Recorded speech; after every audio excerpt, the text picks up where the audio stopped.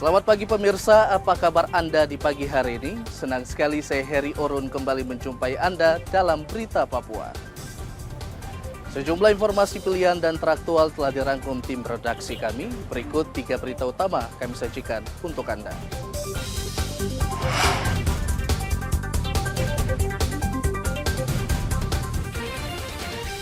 Curi 5 motor seorang pemuda di Manokwari, Papua Barat diringkus polisi. Hari terakhir pendaftaran calon, ribuan massa mengantar 4 pasangan bakal calon gubernur ke kantor KPU.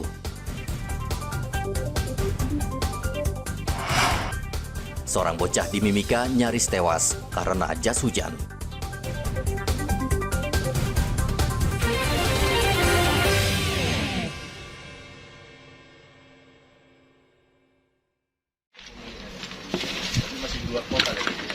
Polresta Manokwari membongkar sindikat pencurian kendaraan bermotor di Manokwari dengan meringkus seorang pelaku.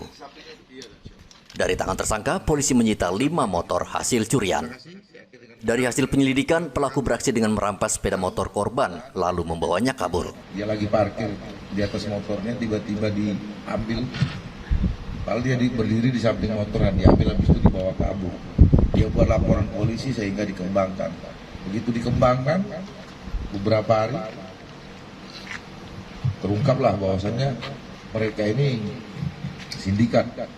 Ada beberapa kendaraan, tapi masih belum semua ini tertangkap. Ada beberapa DPO masih dalam pengejaran. Nah, kami mengimbau kepada masyarakat Manokwari, Kasat Reskrim juga sudah berkoordinasi dengan Lantas untuk mencari tahu siapa pemiliknya. Kami berharap dari rekan-rekan media silakan dipublikasikan terkait kepemilikan kendaraan ini. Bagi yang merasa kendaraannya hilang, silakan datang ke kantor, bawa surat-suratnya bahwasannya dia pemiliknya, diambil, tidak dipungut biaya, gratis. Nanti paling kami minta untuk yang bersangkutan membuat LP, sehingga nanti ada menambah pasal-pasal yang diterapkan pada saat nanti yang tersangka ini dijerat hukum.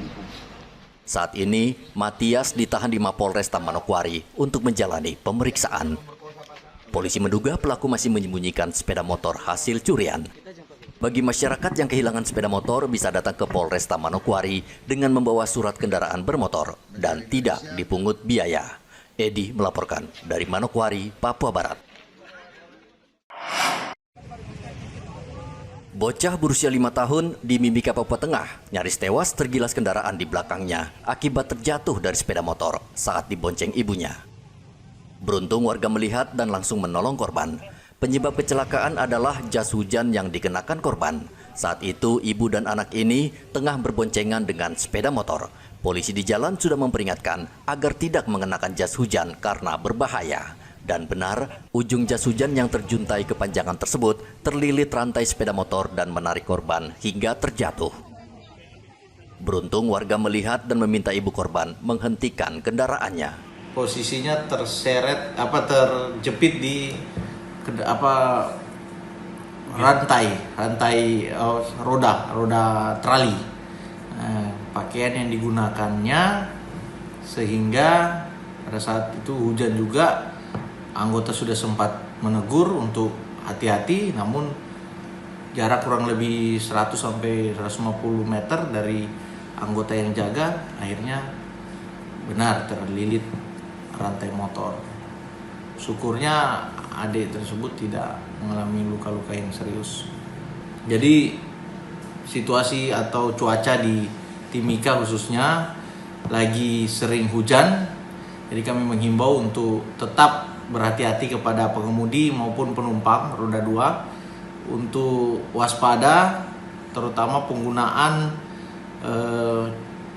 jaket, kemudian parasut ya. Kasus seperti ini sudah sering terjadi dan tidak sedikit menelan korban jiwa. Kapolres Mimika mengingatkan pengendara yang berboncengan agar menggunakan jas hujan yang sesuai ukuran. Igobat Memolin melaporkan dari Mimika, Papua Tengah.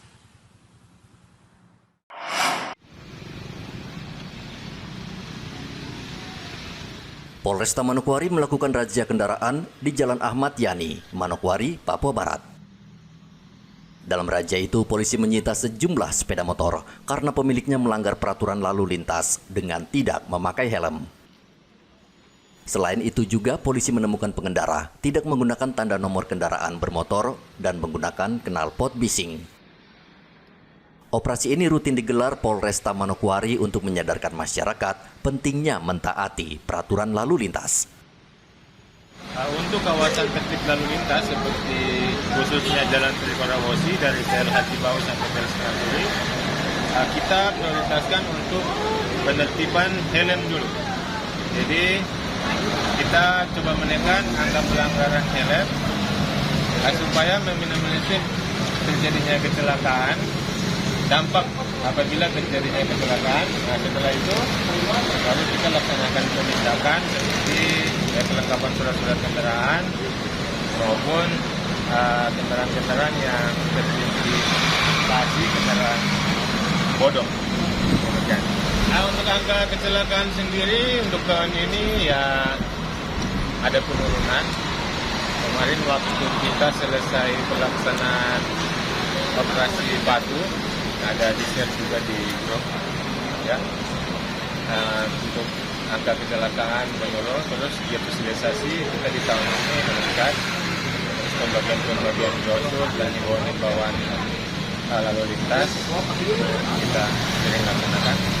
Dan untuk penertiban kita setiap hari bisa melaksanakan kegiatan ini supaya ada efek jerah. Jumlah kasus kecelakaan lalu lintas di Manokwari tahun ini menurun. Polresta Manokwari juga terus mengkampanyekan tertib berkendara dengan melakukan sosialisasi serta membagikan brosur. Edi melaporkan dari Manokwari, Papua Barat.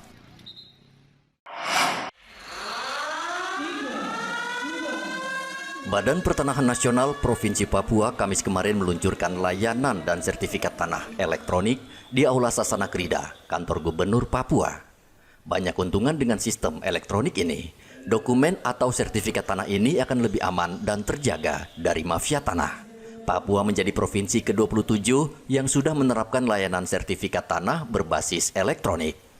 Layanan elektronik akan memudahkan masyarakat setempat untuk mengurus sertifikat tanah. Layanan ini juga akan mengurangi antrean di kantor-kantor pertanahan. Sistem layanan kantor elektronik ini membantu mempercepat layanan kepada masyarakat. Di era hari ini, era digital, kita kan membutuhkan kecepatan, efisiensi, dan efektif dalam sistem layanan. Nah, BPN sendiri Kementerian Agraria berusaha untuk menyesuaikan model layanan ini lebih cepat dan efisien lewat kantor layanan elektronik, salah satunya penerbitan sertifikat elektronik. Kami harapkan dengan launching hari ini, masyarakat sudah mengetahui, seluruh stakeholder termasuk pemerintah daerah dan juga badan usaha, untuk kita sama-sama mendukung proses layanan secara elektronik. Keuntungannya apa nih sebenarnya dari sertifikat elektronik? Nah, sertifikat elektronik kan satu lebih aman, bisa terjamin, mudah diakses, kemudian bisa lebih cepat untuk memberikan akses layanan. Contohnya untuk kegiatan roya, balik nama, penggantian sertifikat tilang, seperti itu. Tidak perlu lagi kita menganti panjang atau datang berulang-ulang, tapi bisa dilakukan secara online. Luar biasa ini, walaupun kita yang ke-27, tapi ini adalah merupakan langkah maju untuk badan pertanahan. Tidak lagi sertifikat bisa hilang, tidak lagi bisa diganti sama orang, tidak bisa robek, tidak bisa rusak.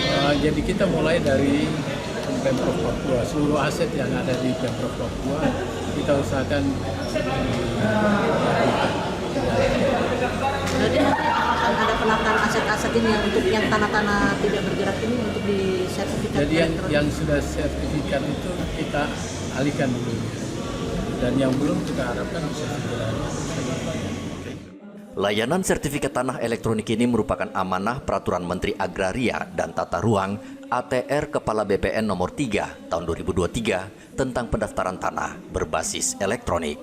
Dari Kota Jayapura, Papua, Hendra melaporkan.